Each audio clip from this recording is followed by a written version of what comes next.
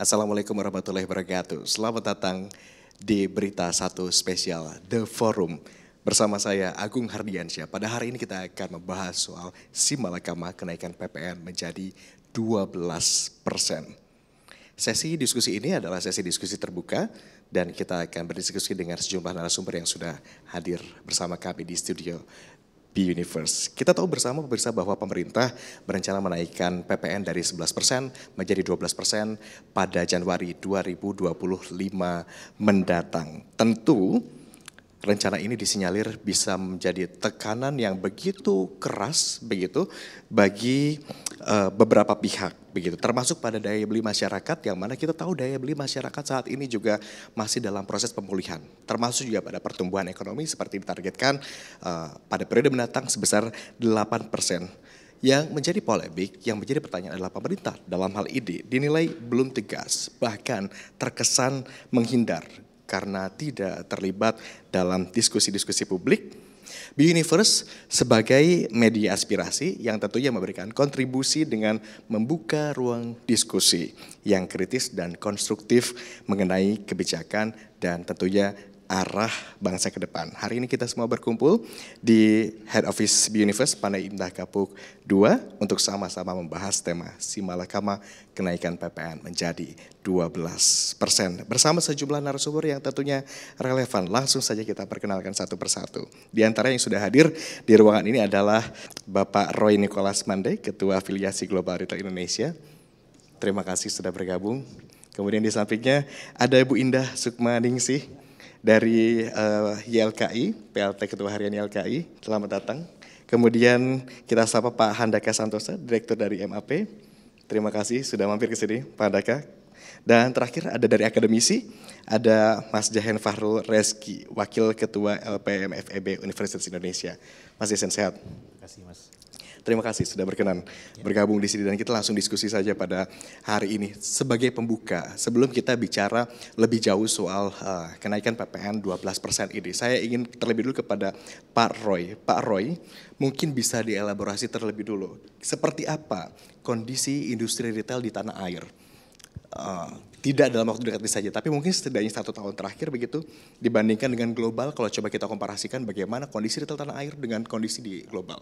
Ya, terima kasih. Jadi yang kita hadapi saat ini adalah suatu highest challenges ya, tantangan yang luar biasa. Karena kita ambil track record di tahun ini saja, kita sudah 5 bulan deflasi. Ya, 5 bulan deflasi ini menunjukkan bahwa ada pelemahan demand. Ya, domestic demand turun.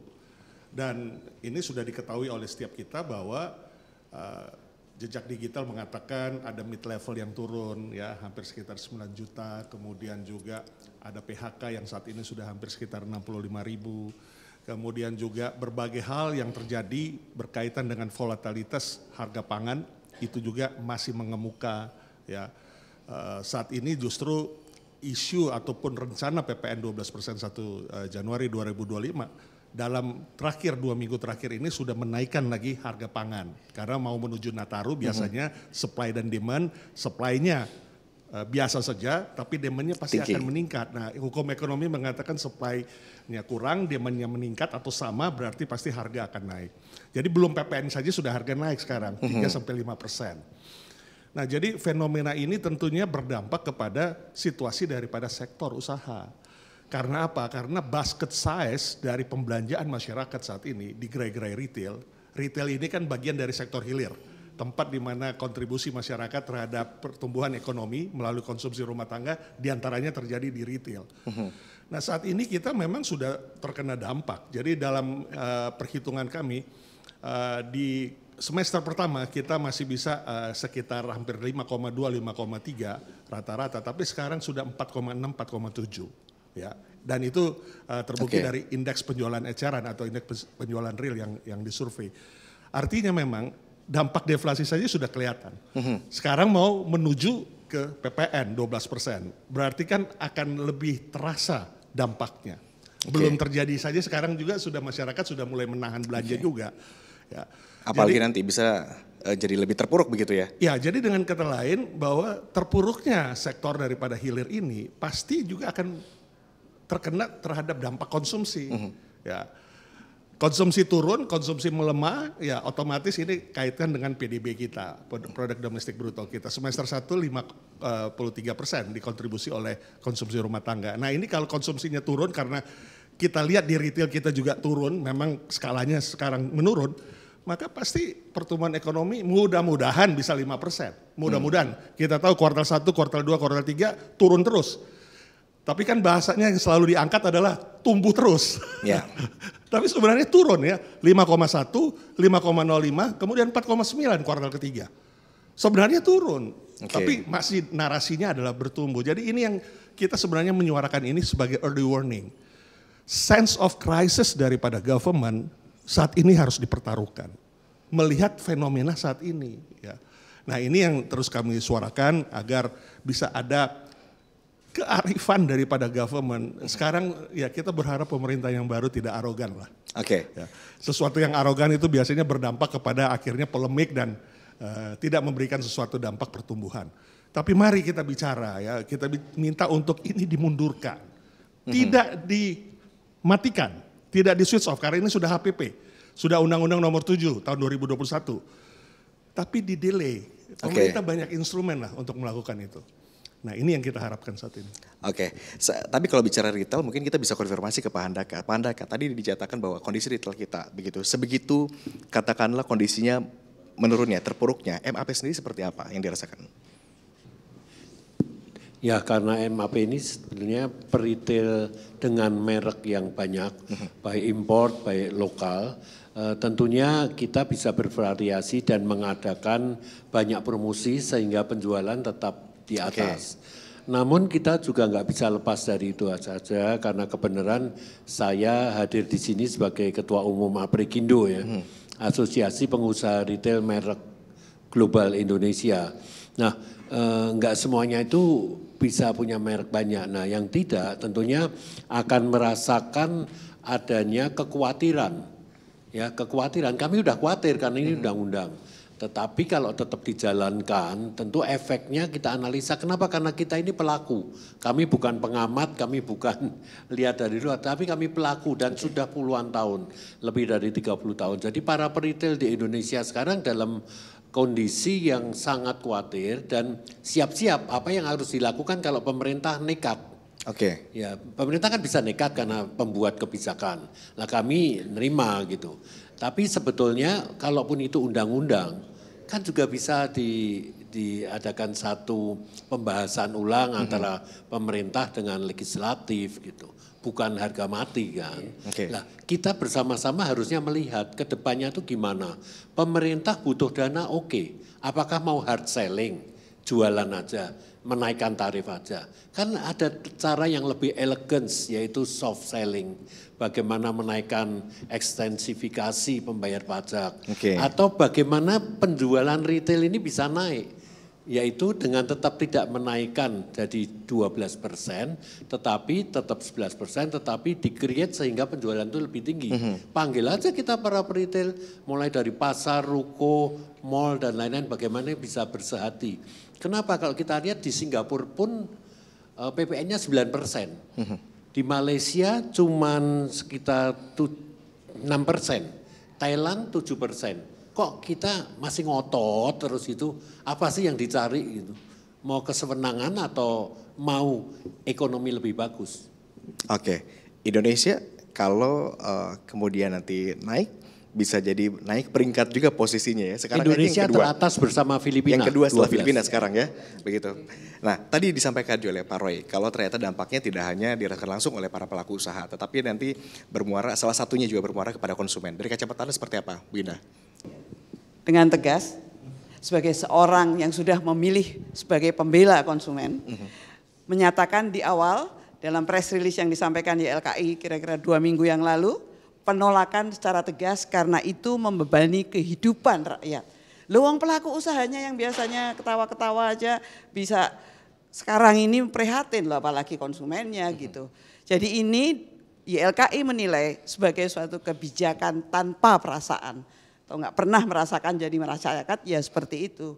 Ini yang kemudian kita ingin menyampaikan bahwa kenapa sih tidak juga disampaikan pengemplangnya udah berapa banyak gitu untuk sedikit menenteramkan. Ini kan udah nggak, kenapa mengatakan tidak berperasaan karena tidak membandingkan dengan para pengemplang yang sudah berapa, kok Anda kok masih tetap itu tidak disampaikan oleh Menteri. Dan kemudian dari April 22 yang 11%, kita megap-megap dan mereka juga menyatakan bahwa kemampuan masyarakat itu juga dari pemerintah menurun kemampuannya, malah di hadiah tahun barunya 2005 jadikan 12, maksudnya apa sih? Kok kayaknya talking without speaking, hearing without listening. Itu yang dilakukan oleh menteri kita saat ini yang bisa dilihat oleh masyarakat semua, tidak hanya YLKI. Oke, Bu Indah, kita bicara 12% begitu di Januari 2025. Ya. Tapi sebelum kenaikan 12% pun bagaimana sebetulnya kondisi masyarakat saat ini? Khususnya kita tahu tekanan ekonomi imbas dari kebijakan yang ada terlebih dulu sampai saat ini. Ya, kelompok menengah ke bawah itu loh yang biasanya paling gampang lah mau naik ya dia punya. Ini aja sudah menderita dimulai di April, sekarang malah ditambah lagi.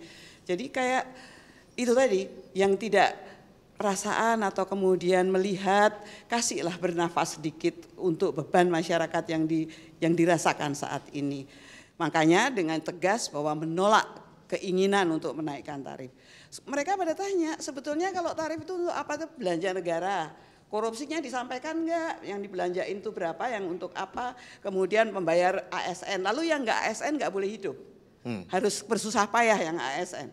Ya disediakan sedikit, oh ya yang tetap yang non ASN dan tidak mampu akan saya sumbang dengan bla bla bla. Training kayak supaya bisa dia berjualan atau seperti apa untuk tetap survive menghadapi kehadapan yang sama-sama tidak menyenangkan ini. Kita ke akademisi kalau begitu. Mas Jahen, UI ini adalah salah satu katakanlah dunia akademis begitu yang mewanti-wanti soal kenaikan PPN. Sebelum kita kupas ke kenaikan PPN-nya terlebih dulu, mungkin Anda bisa coba Pak Jahen bisa dielaborasi dulu begitu. Bagaimana situasi makro perekonomian Indonesia saat ini? Baik, terima kasih buat ini undangannya. Jadi mungkin kalau kita bicara soal makroekonomi, tadi Bapak Ibu udah banyak membahas concern yang dialami oleh para pelaku usaha dan konsumen. Jadi kalau kita bicara makro tentunya growth ya yang dilihat. Dan kalau Bapak Ibu lihat di 3 triwulan terakhir, triwulan 1 2024 sampai triwulan 3 2024, itu PDB growth kita turun. Awalnya 5,11, turun ke 5,05 ke 4,95. Ya, jadi growth-nya turun. Dan yang bikin worrying sebenarnya adalah growth kita itu muncul karena adanya external support. Di triwulan 1 apa yang bantu kita bisa tumbuh? Pemilu, pemerintah gelontorin tuh banyak program, ada bansos dan sebagainya, itu memberikan dampak cukup signifikan buat growth 5,11%. Terus ada Ramadan, ya di bulan Ramadan kan biasanya masyarakat kan konsumsi dan itulah penopang pertumbuhan ekonomi. Di triwulan kedua juga sama, ada yang namanya Lebaran, tapi turun pertumbuhan ekonominya ke 5,05. Nah sekarang nggak ada apa-apa, turun ke 4,96. Ya jadi in terms of pertumbuhan ekonomi memang kita mengalami penurunan peningkatan pertumbuhan. Itu yang pertama. Yang kedua dilihat dari tadi kelas menengah. Jadi sebenarnya LPM juga salah satu yang cukup cerewet membahas masalah kelas menengah di outlook yang kita rilis di bulan Agustus Bapak Ibu semua. Jadi sebelum orang heboh dengan kelas menengah, kita mulai dengan merilis bahwa ada penurunan jumlah kelas menengah. Dan itu dimulai even sebelum pandemi. Kalau narasi yang ada sekarang kan kelas menengah turun karena ada pandemi. It's not true. Dia turun even sebelum pandemi datang 2019. Jadi jumlahnya turun ke 8 juta orang penurunannya dari 70 sampai sekian. Dan yang bikin masalah adalah kualitas dari kelas menengah, consumer ya. Itu turun. Jadi kalau di ekonomi kita mengenal bahwa semakin tinggi pendapatan seorang dia akan menggunakannya untuk makanan semakin sedikit. Jadi contoh misalnya saya kalau gajinya naik 10 kali lipat, makannya nggak naik 10 kali lipat, benar nggak? Tapi ternyata di data yang kita dapatkan itu proporsi pengeluaran buat makanan itu semakin meningkat. Implikasinya apa? Sisanya nggak banyak. Jadi masyarakat kita itu nggak punya sisa uang yang bisa digunakan buat saving, buat kesehatan, buat pendidikan, buat leisure. Jadi dua indikator ini sebenarnya sudah cukup menggambarkan bahwa ekonomi kita sedang tidak baik-baik saja. Ya. Terus apalagi tadi Pak Roy bilang soal deflasi, saya mungkin agak sedikit berbeda nih Pak ya. Kalau deflasi memang di 2 bulan terakhir itu kebanyakan memang karena oversupply dari bahan pangan. Cuma memang kalau kita keluarin tuh harga emas, itu core inflation akan sangat rendah, yang menandakan memang daya beli masyarakat tidak terlalu baik. Jadi on top of all of this information memang sedikit menggambarkan bahwa memang ekonomi kita lagi pada kondisi yang sedikit fragile nih. Ya, karena tanpa adanya pertumbuhan ekonomi yang ditopang oleh external factor tadi, support dari pemilu, terus juga Ramadan, Lebaran, agak sulit tuh bisa mencapai di atas 5%. Ya, jadi kalau mau dilihat mungkin triwulan keempat agak sedikit naik nih karena ada Lebaran, Nataru ya, Natal dan Tahun Baru kemungkinan besar akan membantu. Tapi kalau nggak ada tuh support sama sekali, agak sulit untuk bisa mendapatkan pertumbuhan yang optimal. Nah, terus kalau misalnya kita kaitkan dengan PPN tadi ya, jadi di bulan November kita merilis isu kenaikan PPN ke 12% dan kita mencoba menghitung sih seperti apa implikasinya. Jadi pertama yang paling kentara kita lihat dari data, semakin tinggi kenaikan PPN, jadi dari 11 ke 12%, itu yang mendapatkan dampak paling signifikan adalah kelas menengah ke bawah. Karena secara proporsi 1% buat mereka akan jauh lebih besar ketimbang kelompok kaya. Ya kan, jadi ketika kenaikan ini terjadi nantinya di 2025 Januari, maka kelompok menengah ke bawah lah yang akan merasakan dampak tadi seperti disampaikan, consumer yang akan mungkin mengurangi konsumsinya. Kalau konsumsi turun, retail dan pelaku usaha akan heboh. Dampaknya apa? Ekonomi turun lagi, Mas. Ya, jadi ini mungkin beberapa hal yang perlu dilihat oleh pemerintah bahwa ketika kebijakan ini diambil itu kan kondisinya beda dengan sekarang. Ya kan, sekarang ada perlambatan perekonomian tidak hanya di nasional tapi juga luar negeri dan merambat kemana-mana sehingga mungkin pilihan kebijakannya harus lebih wise. Ya, agar nanti ini bukan menjadi backfire policy yang menyebabkan ekonomi kita malah lebih bermasalah ke depannya. Gitu. Terima kasih Mas Jihan. Saya kembali ke Pak Roy kalau begitu. Efek domino tadi sudah tergambarkan setidaknya Pak Roy ya, begitu ketika kenaikan PPN ini misal benar-benar diimplementasikan pada Januari 2025 begitu. Tetapi dari sektor retail sendiri, efek domino apa sih yang paling dikhawatirkan, yang paling krusial? Ya, efek domino di omset ya.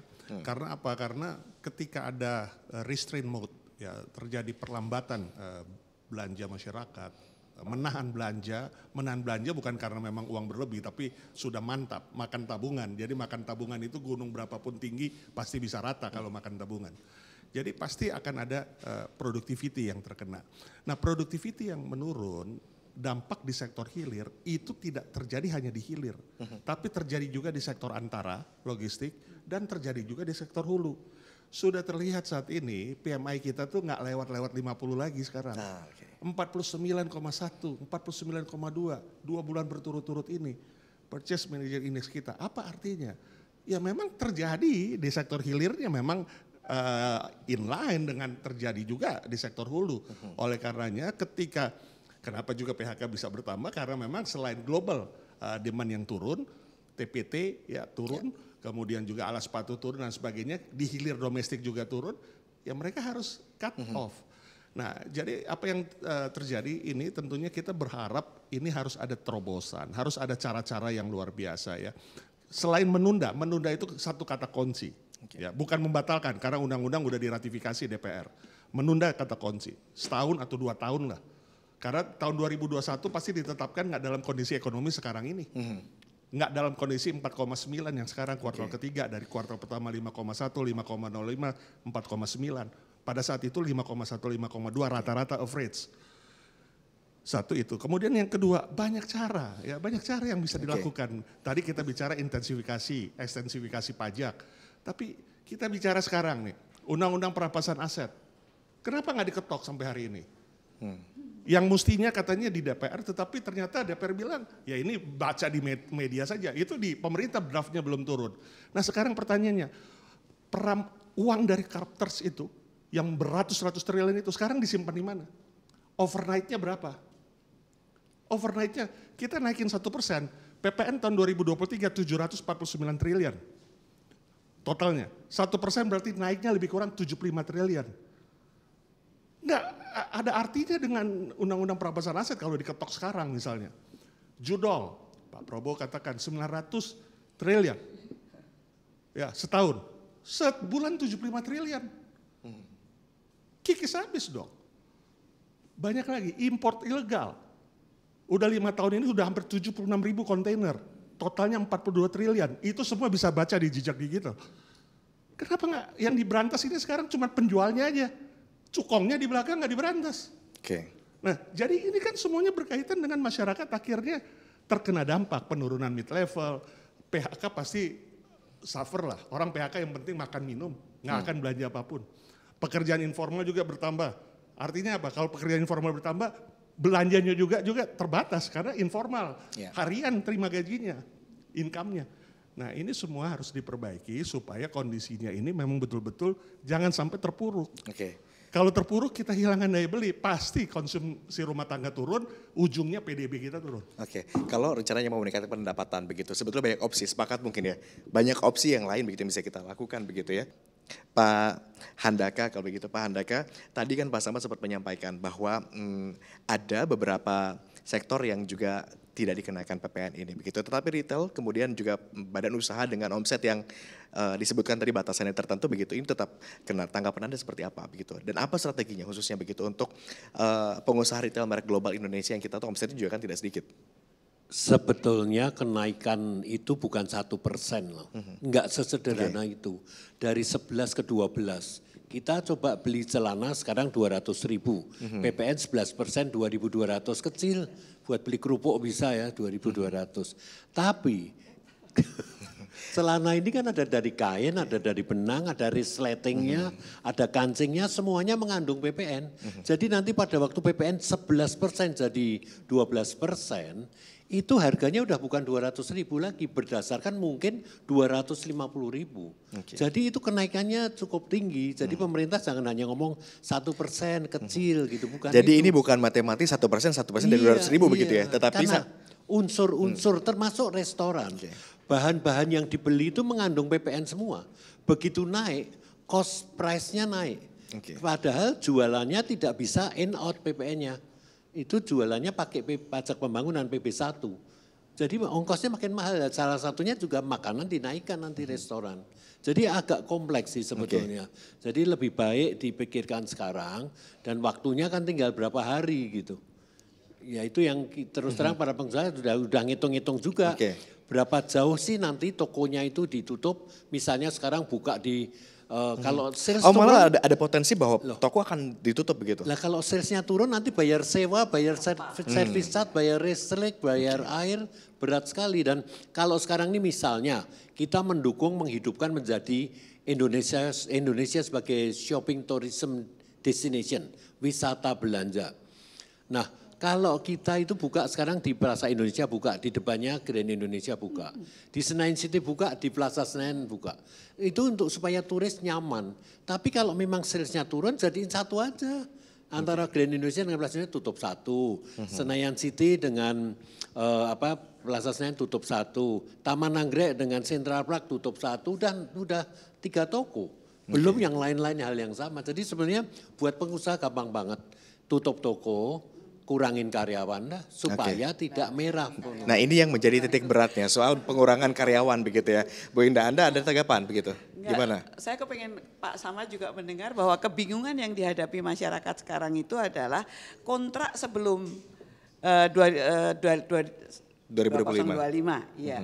Itu sebetulnya siapa yang kemudian tambahannya bayar? Pak Samad atau negara atau siapa yang bayar? Konsumen nambah 1%, tiba-tiba semua kontrak yang harus dibayar itu. Sementara udah pada tekan kontrak kan 11% sebelumnya. YLKI saya gantian, nanti saya minta DPR atau nelpon ke Pak Samad. Untuk bisa menjelaskan kebingungan. Jadi tidak hanya sedih nggak punya uang, nggak bisa daya belinya turun. Tetapi bingung dia, loh kontrak-kontrak saya ini baik yang membuat kontrak maupun yang kemudian harus membayar kontrak. Nah siapa kemudian 1% mau diganti sama negara. Menarik juga tadi pernyataan dari Pak Handaka begitu ya. Kalau kita bicara soal kenaikan PPN dari 11 ke 12% itu bukan hanya matematis 1% aja kenaikannya. Tapi kan bahan dasarnya tadi kan kemungkinan naik. Artinya nanti harga jual sampai end user, sampai konsumen bisa jadi eksponensial. Tingginya bisa nggak main-main begitu ya. Dari kacamata Anda sebagai LKI seperti apa? Nanti kalau kemudian harganya ya itu beban atau kemudian dia tidak beli. Nah kalau tidak beli itu juga merepotkan kan. Saya akan lay off pegawai saya. Orang nggak ada yang beli kok. Kecuali turisnya naik semua borong gitu. Jadi untuk orang lain bukan untuk orang Indonesia. Itu yang diinginkan oleh negara. Maka situasi semacam itu bingung, kemudian nggak bisa beli dan kemudian dijual murah ke turis-turis dan kita gigit jari aja sebagai konsumen di negara sendiri. Dampaknya menjadi panjang. Kajian dari LPM UI. disinggung, Tadi juga sempat disinggung ya Mas Yayan ya. Tapi itu datanya disadur sama DPR nih tapi tadi. itu cherry picking sebenarnya. Jadi Jadi diambilnya sebagian-sebagian atau gimana maksudnya? jadi sebenarnya yang dibahas benar ya. Jadi kalau misalnya PPN-nya naik dari 11 ke 12 kan memang secara nature kelompok kaya akan mengalami perubahan yang paling signifikan ya untuk alokasi spendingnya. Jadi yang awalnya misalnya makan fancy di luar itu kan ya mereka lah kelompok yang mendapatkan dampak besar in terms of proporsi spending. Tapi marginal perubahannya kan siapa yang merasakan paling besar? Kelompok menengah ke bawah. Perubahan yang paling besar itu dirasakan oleh kelompok menengah, aspiring middle class dan kelompok miskin. So the sense of impact dari kebijakan itu kayaknya pemerintah belum aware gitu. Itu pertama. Terus yang kedua tadi terkait dengan kemungkinan kebijakan yang akan diambil. Ini kan banyak yang udah bilang ada anticipated perubahan perilaku. Ya perusahaan mungkin akan udah mulai itu. Kita di LP misalnya ada permintaan dari Pak Handaka, nanti kita udah set aja 12% sekarang. Kalau ada PPN-nya jalan atau enggak kita udah set 12% gitu. Karena kita anticipate akan ada perubahan. Nah betul tadi pertanyaannya, siapa yang akan membayarkan ini? Apakah itu masyarakat atau nanti pemerintah? Jadi memang ini implikasinya adalah akan memberikan dampak yang cukup signifikan khususnya bagi masyarakat kelompok menengah ke bawah nantinya. Mereka akan harus membayarkan ataupun mengalokasikan proporsi dari pendapatan mereka untuk bisa bayar burden dari kenaikan PPN gitu. Mungkin bagi orang kaya seperti Pak Zaman misalnya enggak signifikan dampaknya. Tapi buat kelompok masyarakat kita yang tadi turun kelas, ya angka ini sangat signifikan bagi mereka. Dan tiap bulan dapat tambah 20.000 kan lumayan buat tambahan makanan, beli beras dan sebagainya. Itu mungkin hal yang perlu dipahami oleh pemerintah bahwa kita kan nggak belanja sekali aja Pak. Ya kan ada multiple tadi, misalnya jahit baju juga bahan inputnya akan banyak. Makan nggak cuma sekali ya, walaupun makan nggak kena tadi katanya. Atau pergi keluar kita akan banyak mendapatkan dampak yang signifikan. Nah ini yang jadi concern kita dalam laporannya. Jadi kita nggak bilang bahwa dampaknya nggak besar buat kelompok masyarakat, besar. Ya, dan perubahan itu sangat signifikan dialami oleh kelompok masyarakat menengah ke bawah gitu. Oke, berikutnya saya ke Pak Roy lagi. Pak Roy, tadi juga sempat disinggung, efek domino. Kalau tadi kata Pak Handaka kan kalau pengusaha mah gampang aja, tinggal tutup tokonya, tetapi kemudian yang bisa merasakan dampak langsung adalah karyawannya, begitu kan. Kita tahu bahwa sektor retail ini kan sektor yang padat karya, begitu kan ya. Nah, potensi ke sana akan seperti apa sih? Jadi kita berhadapan dengan status atau situasi, kita mau tutup toko, tutup usaha, apapun juga, itu juga nggak mudah. Kita mesti bayar pesangon. Terus pesangonnya dari mana? Kalau produktivitinya udah rendah, kan seperti itu. Jadi udah pasti, kan nggak mungkin bayar pesangon dari utang. Siapa yang mau bayar lagi nanti orang tokonya tutup, perusahaannya pilot dan lain sebagainya, siapa yang mau kasih utang. Nah jadi ini persoalan yang kompleks. Tadi saya coba mencermati hitungannya. PPN baru dikurangin PPN lama, dibagi PPN lama kali 100%. Kalau di kalkulasi nih, pakai kalkulator, itu 9,09%. Artinya yang naik 1% itu, misalnya 100.000 lah, 12% kan 12.000, kurangin PPN lama 11.000, dibagi 11.000 kali 100%. Kita pakai kalkulator semuanya keluar angka 9,09. Artinya apa? Kenaikannya nggak cukup 1%. Tapi ada multiplier, barang itu kan nggak mungkin sampai ke masyarakat, ke konsumen tanpa dikirim. Harus ada transportasi, harus ada logistik. Ya.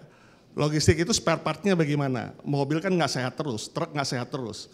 Kemudian bagaimana dari sektor hulu juga, membeli barang, bahan baku dan lain sebagainya.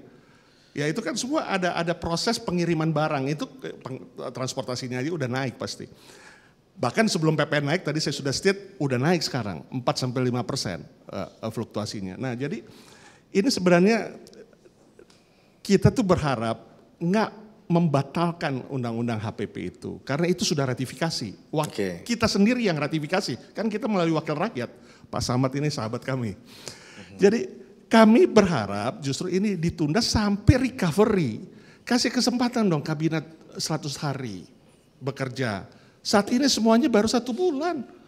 Bagaimana kinerja, bagaimana substansi untuk memberikan stimulus bagi masyarakat. Terutama yang memang terdampak mid level ini yang kita sudah banyak ngomong di mana-mana. Gimana juga stimulus buat pelaku usaha. Di observe pelaku usaha mana saja yang pasti terdampak. Nah tadi dikatakan juga bahwa ini kan memang hanya beberapa saja yang kena, bahan baku tidak kena dan sebagainya. Ada penulis buku di Political Liberalism, John Rawls, itu menuliskan bahwa sebenarnya situasi apapun juga itu ada yang namanya overlapping consensus. Oke. Negara kita Pancasila, berbagai suku, bahasa, ras dan agama itu semuanya menjadi satu Bhinneka Tunggal Ika. Overlapping consensus terjadi, itu yang positif. Tapi kalau yang kondisi-kondisi yang kayak sekarang itu juga terjadi overlapping consensus. Yang naik PPN itu pasti akan menggerus kepada juga mengena kepada yang tidak kena PPN. Jadi sebelum dikenain bahan baku misalnya tadi kan dikatakan beras nggak kena PPN apa segala bahan baku, bapokting. Memang nggak dikenain PPN tapi overlapping konsensus itu pasti akan terjadi kenaikan dulu sebelum PPN-nya itu dinaikkan dan ini sudah fenomenal. Oke. Ya, jadi overlapping konsensus ini ada yang negatif point ini yang harus dilihat bagaimana mungkin nggak naik. Orang yang lain-lain juga naik, misalnya dia si pedagangnya misalnya mesti nambah biaya, nambah beban dan lain sebagainya, pasti harganya dinaikin duluan sebelum PPN itu berlaku. Nah ini sudah mulai terlihat. Nah jadi kembali lagi bahwa masih banyak cara yang bisa dilakukan, ya. Nggak hanya intensifikasi, ekstensifikasi tadi saya sudah bongkar dengan berbagai kondisi yang secara politikal ini kita tahu semua karena memang budgeter kita kurang, ya. Tapi kan ini dampak daripada harapan besar ya untuk kita buat Indonesia maju itu terrealisir. Nah, tapi jangan membebani dengan konsumsi ini, dengan PPN ini. Pak Roy tadi Anda menyebutkan masih banyak cara. Ada formulasi khususnya tadi, bisa jadi ada undang-undang yang disiapkan lagi begitu kalau ini terjadi turbulensi.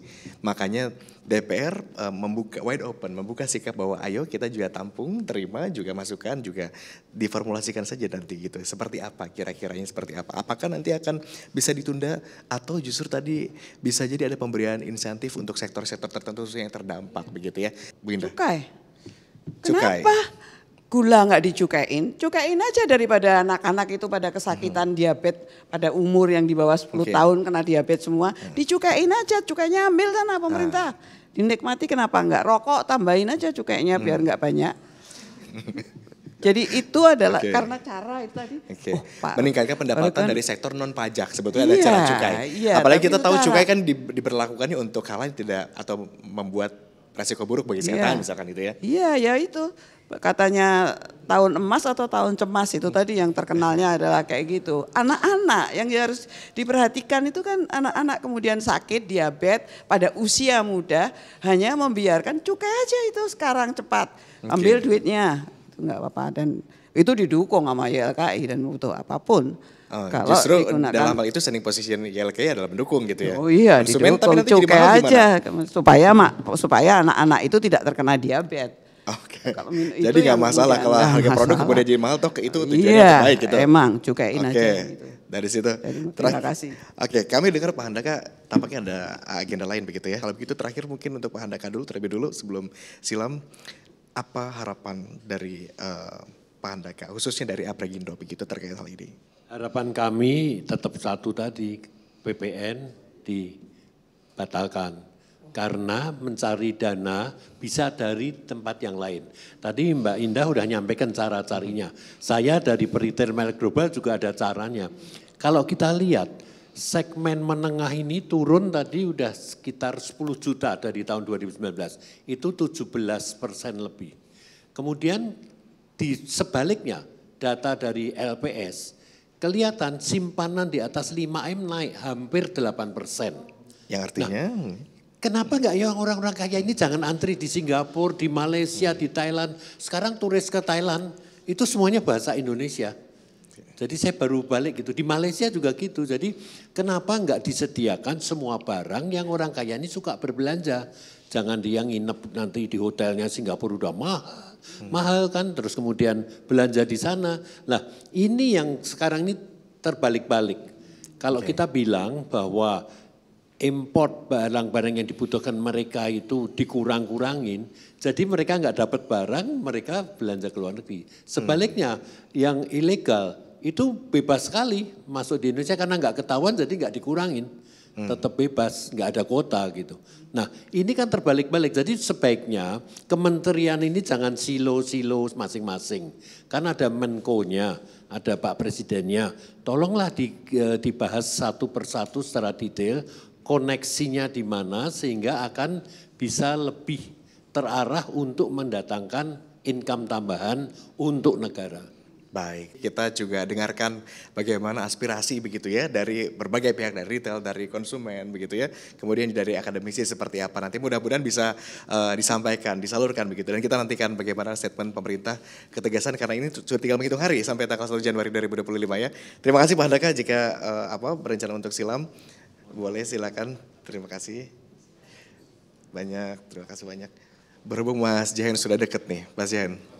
Tadi kan seperti disampaikan, ada begitu banyak cara begitu ya untuk katakanlah mendapatkan atau meningkatkan pendapatan negara begitu dari sektor mungkin non pajak atau mungkin caranya lain. Bisa tadi intensifikasi. Kemudian juga tadi kalau kata Bu Indah adalah cukai untuk meningkatkan pendapatan dari non pajak begitu. Tapi kalau misalnya kemudian ada insentif pada sektor tertentu, kira-kira sektor apa yang bisa mendapatkan relaksasi itu? Kalau sektor mungkin saya belum bisa menjawab ya, tapi kalau kita melihat memang belum ada jaminan kenaikan PPN ke 12% itu mampu menutupi kebutuhan pemerintah ya. Jadi ini kan baru 2022 April ada kenaikan dari 10 ke 11, tadi Pak Roy udah cerita berapa tambahannya. 11 ke 12 juga kayaknya tambahannya nggak akan sebesar yang dibutuhkan oleh pemerintah. Apalagi melihat berita-berita kan semua kementerian komplain kekurangan dana kan, jadi saya nggak terlalu yakin bahwa angka ini bisa memenuhi kebutuhan pemerintah. Cuma ada banyak hal yang bisa dilakukan. Pertama misalnya, salah satu kesulitan meningkatkan pendapatan pajak dari PPN itu adalah ketika tax sistemnya ataupun sektornya kebanyakan didominasi oleh sektor informal. Ya, jadi kalau semakin tinggi sektor informal, akan sulit bagi pemerintah untuk collecting more revenue from tax. Kalau mau mengatasi masalah itu berarti yang pertama adalah instead of meningkatkan PPN-nya ke 12%, mungkin bisa meningkatkan proporsi dari sektor formalnya. Sekarang kan 58-60% ekonomi kita masih ditopang oleh informal sektor. Terus yang kedua sebenarnya ada banyak cara untuk meningkatkan pendapatan pajak. Kalau kita lihat dari VAT rasio, itu sebenarnya masih sekitar 50%. Jadi rasio dari kemampuan pemerintah untuk bisa mendapatkan PPN-nya. Ya, karena tadi proporsi dari sektor ekonomi kita itu 60%, 50% masih informal, maka VVR rasionya masih sekitar 50%. Ada 50% lagi potensi pendapatan PPN yang belum dioptimalkan oleh pemerintah. Nah, apa caranya? Pemerintah kan punya tuh upaya misalnya meningkatkan kantor pajak di daerah. Ya, ini belum banyak nih. Ada papernya Pak Dede Basri itu publish bilang bahwa salah satu cara untuk meningkatkan tax revenue bukan dengan meningkatkan pajaknya, tapi memperbaiki tax collection sistemnya. Jadi datang ke daerah, buka cabang di daerah dan sebagainya.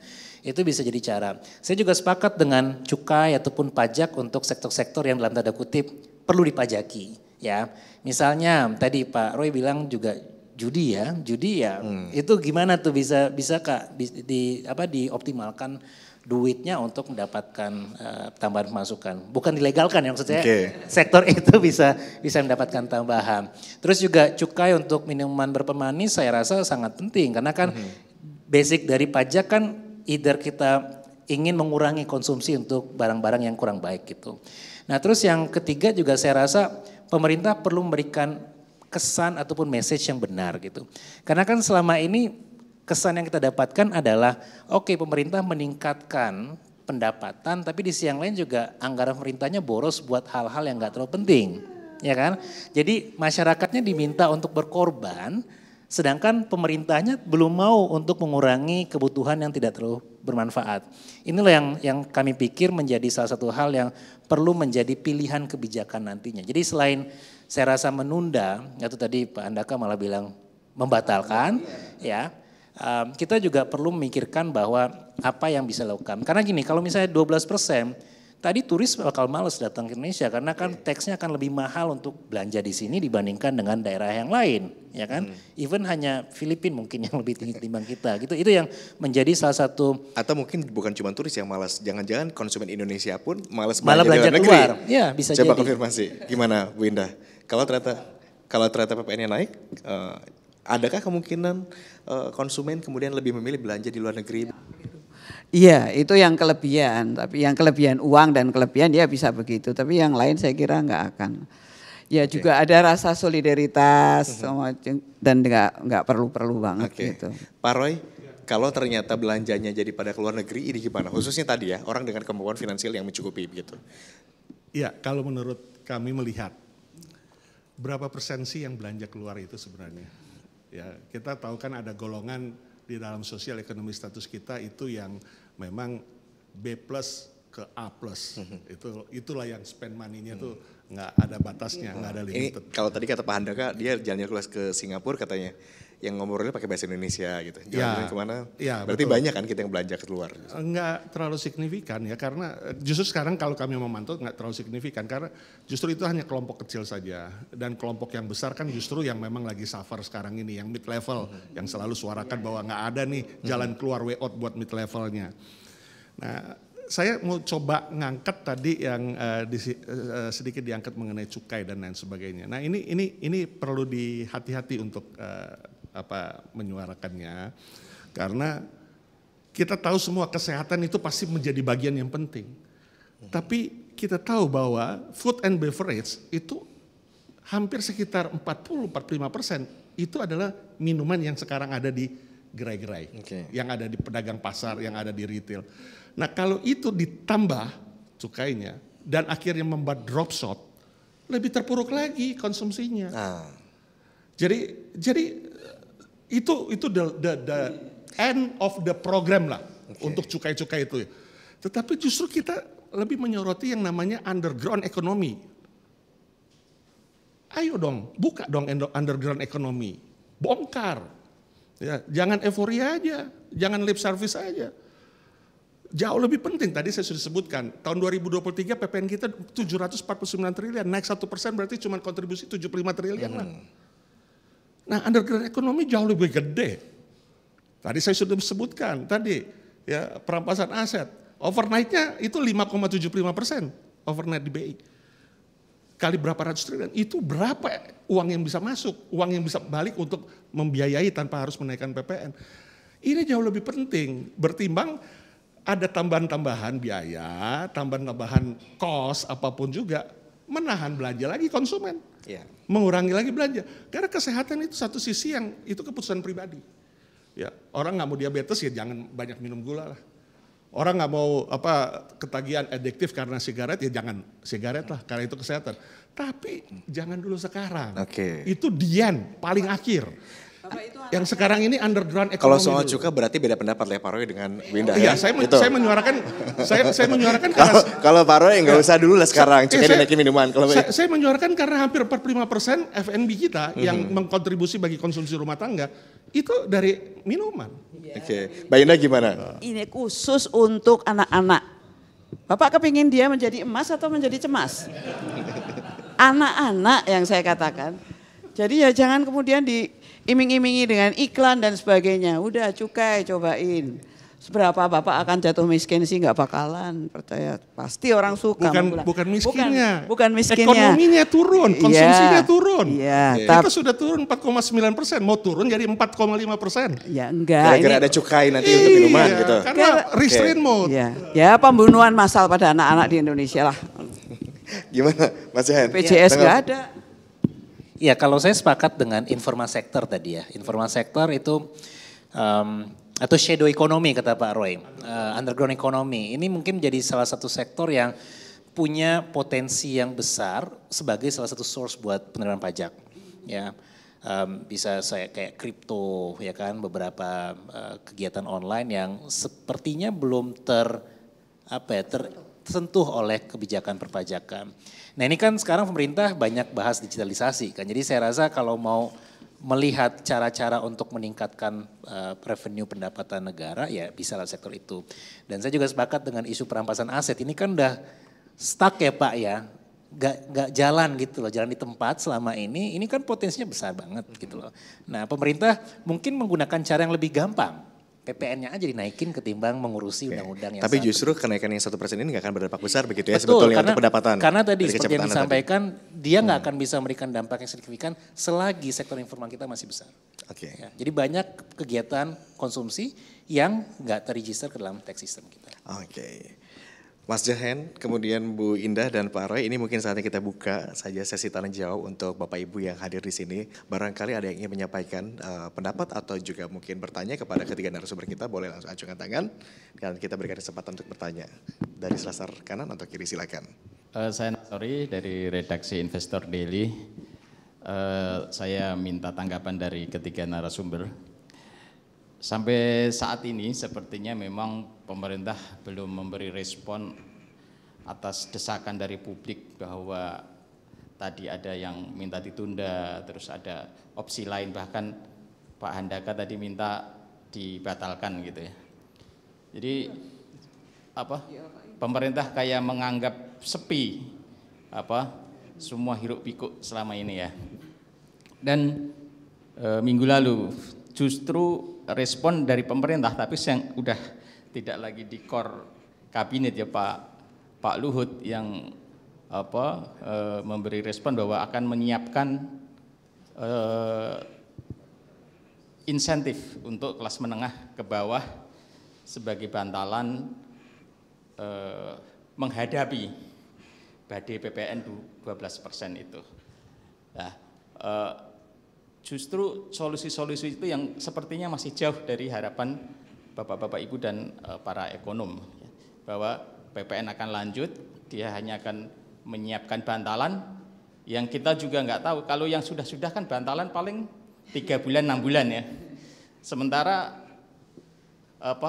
kenaikan PPN itu kan akan terus berlanjut setelah bantalnya itu ditarik lagi itu. Nah, pertama saya ingin minta tanggapan atas sikap sepi pemerintah terhadap hiruk pikuk ini dan model-model bantalan seperti tadi. Terima kasih. Pak Roy dulu kali ya? Ya. Oke, Pak Roy silakan. Ya, saat ini kalau kami lihat ya, opini lagi bingung. Ya, pemerintah lagi bingung. Kita semua nggak ingin batalkan kok. Itu yang ratifikasi itu wakil kita. Diundurkan, di-delay. Nggak ada kata-kata dibatalkan. Berarti kita mencederai diri sendiri dong kalau kita bilang dibatalkan.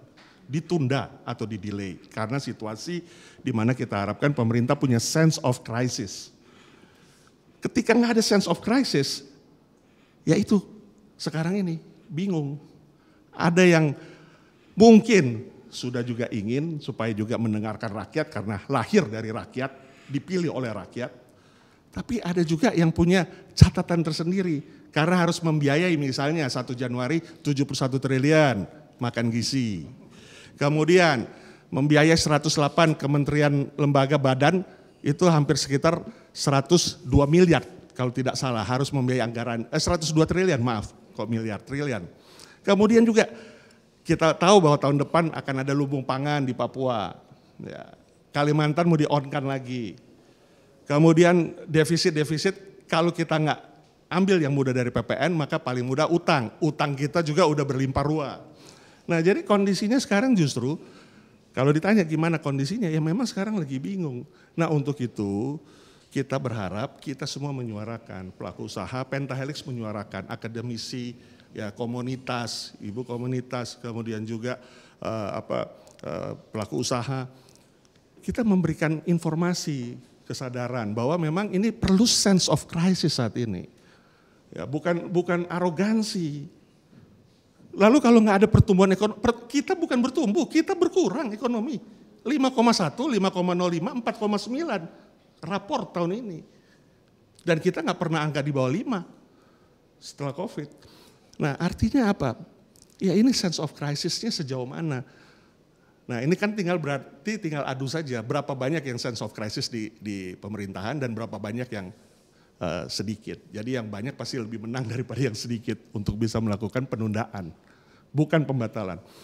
Nah jadi tentu perlu ada kearifan, perlu ada sense of crisis. 1% itu naik bukan segala-galanya untuk membiayai segala banyak budget kebutuhan yang melonjak dari masa-masa sebelumnya. Jadi ini bagian daripada ujian sebenarnya yang kami pelaku usaha sampaikan ini untuk sebagai early warning. Ya, kondisinya seperti apa adanya, kita nggak pernah ada kepentingan nambah atau kurang terhadap situasi kondisi yang ada. Kalau same store growth kita udah turun setiap bulan, kemudian juga memang produktivitas turun, banyak yang mulai tutup, usaha gerai, TPT juga sudah mulai berkelimpangan mati ya, dan lain sebagainya. Itu kan mesti ada sense of crisis melihat situasi seperti itu. Jadi kita berharap ini ditunda. Tidak perlu perpu kan. 5-15% kan di dalam undang-undang itu adalah kebijakan dari policy, cukup PMK. Jadi ini bukan sesuatu hal yang sulit, banyak instrumen pemerintah untuk bisa melakukan ini dan kita semua pelaku usaha, Pentahelix, komunitas dan akademisi tentunya siap support untuk langkah-langkah ke depan bagaimana untuk kita tetap bertahan di dalam fluktuasi atau challenging ekonomi saat ini. Oke, kita nantikan agar kita bisa duduk bersama lagi, formulasikan ini bersama-sama seperti apa. Bu Indah, ada tanggapan? Bapak, kalau negara itu mau bantu ngasih bantal kayak ngasih selimut kayak ibaratnya, ya nggak usah pakai neken-neken orang menengah ke bawah, udah nggak punya kok diteken itu loh. Kan jelek kan, dia akan memperbaiki menambah bulu di badannya tapi menggunakan nginjek kaki orang-orang yang tidak bisa bersuara. Nggak mau ngomong apa kalau itu pemerintahnya, terus dia itu loh yang kemudian kok nggak malu ya gitu loh. Saya kadang-kadang kepengen, teman saya itu ada loh di Amerika itu yang berani nulis surat kepada presidennya untuk dia minta dibebaskan bukan menjadi warga negara, izin saya nggak mau jadi warga negara Indonesia saking malunya gitu loh. Sebegitu dibohongin terus yang namanya masyarakat itu. Yang di sini emang belum ketemu ada orang berani bilang ke Pak Prabowo hari ini saya ambil kewarganegaraan saya tak pergi ke luar negeri aja. Saking malunya kepada pemerintahnya. Itu yang perlunya sekarang ini, janganlah menjanjikan oh ya nanti uangnya untuk makan siang, untuk ini, untuk itu, tetapi menginjek sesama orang yang perlu ditolong gitu loh. Itu kelihatan semua tahu, kalau enggak seberani itu dia akan bicara dengan pemerintahnya. Oke, baik Pak Indah. Saya ke Mas Jahan dulu, Mas Jahan. Ya. Jadi saya sepakat, ini mungkin secara internal hati mereka mungkin bergejolak kali ya. Ya karena pada akhirnya juga mereka lah yang akan merasakan dampak dari kebijakan ini. Cuma belum ada yang berani kayaknya menyuarakan perbedaan itu. Ini kan kayak takut beda sendiri ya, beda sendiri. Saya merasa juga satu hal yang perlu diperbaiki pemerintah adalah communicating policy-nya ya. Karena kayaknya sebulan ini tuh agak messy itu cara komunikasi. Kita perlu dengerin siapa? Tiba-tiba Pak Presiden bilang ini, terus ada Pak Hashim juga cerita apa, Menteri Keuangan bilang apa, dan kadang-kadang gak nyambung tiga-tiganya, ya kan? Ini yang menjadi penting karena kredibilitas dari seorang policy maker pemerintah adalah bagaimana caranya menyampaikan kebijakan dengan baik. Sekarang kan tadi urgensi, ada petisi dan sebagainya menandakan bahwa banyak orang merasakan kebijakan ini nggak tepat gitu. Nggak hanya konsumen, even pelaku usaha juga merasakan hal yang sama. Jadi sangat elok misalnya bagi pemerintah kalau bisa memikirkan given sekian indikator yang terjadi, kondisi ekonomi yang lagi melambat dan sebagainya untuk punya kearifan lah ya. Kearifan mengakui bahwa ini belum saat yang tepat untuk mengambil kebijakan ini. Dan kedua, kalau misalnya terkait dengan bantalan sosial, nanti duitnya dari mana Pak? Ya kan, berarti kan pemerintah perlu mengalokasikan kembali dana untuk bantalan sosial. Jadi kan kayak vicious cycle ya. Jadi naikin PPN terus dibantu, terus naikin lagi dibantu dan sebagainya. Akhirnya duitnya nggak akan bisa dipakai buat kebijakan yang lebih produktif. Jadi kami merasa bahwa memang kami paham dilemanya karena pemerintah butuh kebijakan, butuh anggaran yang besar buat kebijakan yang banyak. Tapi kan skala prioritas sekarang, apakah pengen melihat masyarakatnya semakin baik atau lebih merasa egoistis dengan keinginan pribadi tanpa melihat dampaknya bagi masyarakat banyak. Itu yang menjadi hal yang perlu kita gerakkan bersama. Jadi saya sepakat dengan Pak Roy dan Bu Indah bahwa ini bukan tugas segelintir orang aja. Ini harus menjadi sebuah movement bersama agar pemerintah bisa lebih wise tadi dalam mengambil kebijakan dan mungkin bisa menunda sehingga mencari waktu yang lebih tepat dalam pengambilan kebijakan yang pastinya akan berdampak pada setiap orang. Toh kita punya goal yang sama, ingin rakyat sejahtera begitu dari berbagai kalangan begitu ya. Kalau ternyata dibutuhkan duduk bersama lagi dari pihak retail, dari akademisi, kemudian dari pengusaha, dari konsumen, kita Bio Universe siap menjadi wadah untuk bertukar pikiran, untuk menampung aspirasi dari berbagai kalangan begitu ya. Closing statement dari masing-masing pihak, mungkin dari Pak Roy dulu sebelum kita tutup, silakan Pak Roy. Ya tentunya kami mengapresiasi wakil kami. Nah, ada satu kata yang kita coba upayakan supaya tidak terjadi, yaitu frugal living. Gerakan menahan belanja. Ada gerakan mengurangi belanja karena sentimen terhadap situasi atau kondisi yang dalam tanda kutip masih bingung, masih belum tahu mau seperti apa kearifan lokalnya, sense of crisisnya seperti apa, melihat situasi dengan adanya kenaikan ini, rencana kenaikan ini. Nah, frugal living ini harus dicegah, ya, karena apa? Karena frugal living ini udah setengah boykot sebenarnya, ya. Restraint mode mereka mengurangi belanja itu akan memberi dampak bukan hanya kepada modern market, tetapi juga pasar tradisional, pasar rakyat, yang notabene itu rakyat jelata yang berdagang secara individu, bukan korporasi. Nah, sejauh mana kecepatan, jadi ini berarti bicara kecepatan, tadi Pak Jian sudah katakan komunikasinya yang seringkali mislek. Sudah masalah polemik, komunikasinya terlambat.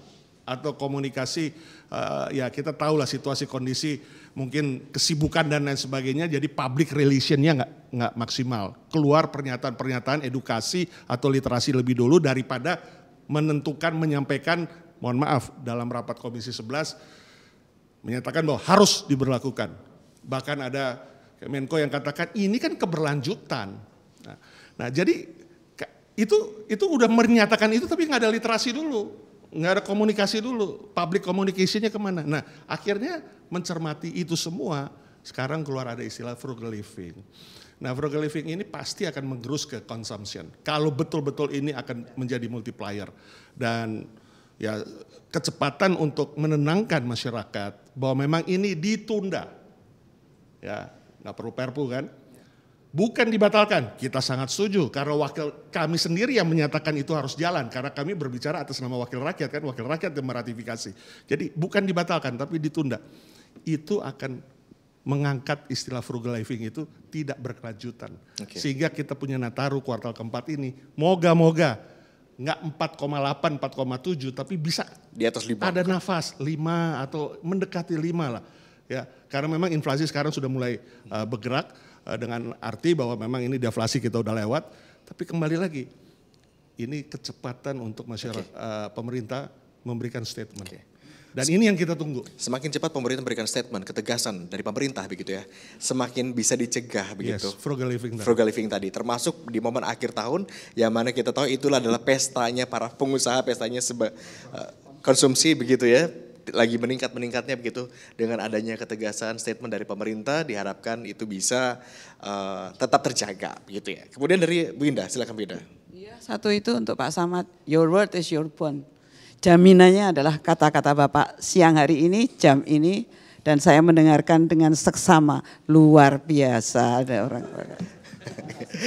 Ditagih janjinya nanti, Bu Indah ya. Terakhir mungkin dari Mas Jahan, silakan Mas Jahan. Ya saya singkat aja, jadi tadi seperti yang saya sampaikan, tentu kita pengen kebaikan bersama tadi ya, kebaikan buat masyarakat, ekonomi juga bisa tumbuh dengan baik, pemerintah punya duit lah buat spending. Cuma pilihan kebijakannya kan banyak dan PPN bukan salah satu kebijakan yang bisa diambil sekarang gitu loh Pak. Jadi mudah-mudahan pemerintah bisa wise menunda dan kita bisa diskusi lagi buat memikirkan apa kira-kira alternatif yang lebih pas buat ke depannya gitu. Baik, dan pemirsa demikian diskusi kita pada hari ini. Mudah-mudahan apa yang kita sampaikan hari ini bisa menjadi pertegas begitu statement kita ke depannya nanti akan seperti apa. Kita nantikan juga apa bentuk ketegasan statement apa yang akan diberikan pemerintah begitu dalam menyikapi wacana kenaikan PPN menjadi 12% mendatang. Saya Agung Hardiansyah pamit undur diri, sampai jumpa.